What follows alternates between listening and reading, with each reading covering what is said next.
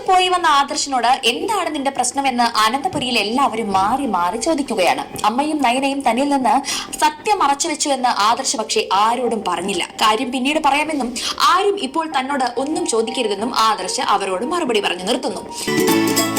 കനകയുടെ യാത്ര പറഞ്ഞിറങ്ങാൻ നിൽക്കുകയാണ് ദേവയാനി. ഒപ്പം നന്ദുവിന് വീണ്ടും വീണ്ടും ദേവയാനി ഉപദേശം നൽകുന്നു. സത്യത്തിൽ നന്ദുവിന് ഉപദേശം കേട്ട് ദേഷ്യവും സങ്കടവും വരുന്നുണ്ട്. എന്നാൽ ആ അമർഷം അവൾ പുറത്ത് പ്രകടിപ്പിച്ചതേയില്ല. അനന്തപുരിയിൽ അനിയും ആകെ ടെൻഷനിലാണ്. നന്ദുവിന് എല്ലാവരും ചേർന്ന് വഴക്ക് പറഞ്ഞു കാണുമെന്ന് അവന് നന്നായി അറിയാം. അനി അയച്ച മെസ്സേജുകൾക്കൊന്നും നന്ദുവിനോട് റിപ്ലൈ ചെയ്യരുതെന്ന് നയന കർശനമായി പറഞ്ഞിരിക്കുകയാണ്. ഒരു ഭാഗത്ത് വീട്ടുകാർ, മറുഭാഗത്ത് അനി. എന്ത് ചെയ്യുമെന്നറിയാതെ നിൽക്കുകയാണ് നന്ദുവും. അതേസമയം വീട്ടിൽ പോകുമ്പോൾ അനാമികയ്ക്ക് വിലപിടിപ്പുള്ള എന്തെങ്കിലും ആഭരണം വാങ്ങി നൽകണമെന്ന് ദേവയാനിയോട് പറഞ്ഞിരിക്കുകയാണ് നയന.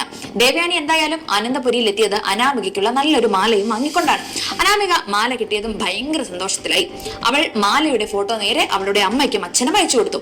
അവർ ആ ഫോട്ടോ നോക്കി മാലയുടെ തൂക്കം ആലോചിക്കുകയായിരുന്നു. ഇങ്ങനെ ഒരു കള്ള കൂട്ടങ്ങള്. മാല കൊടുക്കുക മാത്രമല്ല, അനാമികയെ കൂടി ദേവയാനി നന്നായി ഉപദേശിച്ചിട്ടുണ്ട്. അനിയെ കുറെ കൂടി മനസ്സിലാക്കണമെന്നും സ്നേഹിച്ചു തുടങ്ങണമെന്നും ദേവയാനി അനാമികയോട് പറഞ്ഞു. അനാമികയ്ക്ക് പക്ഷേ അതൊന്നുമല്ലല്ലോ ലക്ഷ്യം. അവൾ അനന്തപുരിയിൽ നിൽക്കുന്നത് തന്നെ സ്വർണവും പണവും അടിച്ചു മാറ്റാനാണ്. അതേസമയം നവ്യയ്ക്ക് വിഷുക്കൈ നീട്ടമായി 10,000 രൂപ കൊണ്ട് അവളെ കാണാൻ വീട്ടിലെത്തിയിരിക്കുകയാണ് അഭി. അതോടൊപ്പം മുല്ലപ്പൂവും അവൾക്ക് ചൂടിക്കൊടുത്തു. സത്യത്തിൽ ഇതെല്ലാം അഭിയുടെ അഭിനയമാണെന്ന് നവ്യയ്ക്ക് മനസ്സിലായിട്ടില്ല.